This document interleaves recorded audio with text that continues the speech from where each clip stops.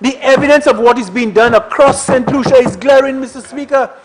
Mr. Speaker, this government, this is a government, and if you want just a few things that this government has done, very few. This government has reduced VAT by 2.5%, Mr. Speaker. This government has waived property tax for 5 years, Mr. Speaker.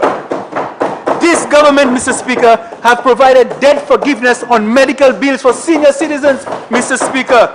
This government has subsidized flour by an additional $5, Mr. Speaker.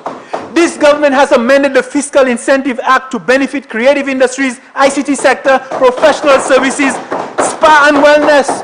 This government, Mr. Speaker, has provided, as I said, millions of dollars in medical assistance, Mr. Speaker. This government has provided 2,000 bags of rice, flour, and sugar to cushion the COVID impact when they provided it to Nemo, Mr. Speaker. This government has maintained a cap of $13.95 on gas despite volatility in oil prices, Mr. Speaker. This government, Mr. Speaker, has provided $7.1 million in subsidy on cooking gas, Mr. Speaker. This government has waived corporate tax on interest income earned by banks on loans to small business sector.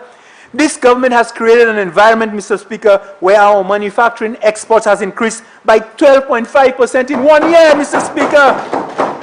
And for the first time, Mr. Speaker, this government has achieved 100% occupancy at our free zone, resulting in the creation of jobs, Mr. Speaker. This government, Mr. Speaker, has pumped $10 million annually in school support, Mr. Speaker.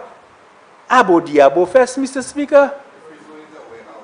By people, like my grandmother would say, Mr. Speaker.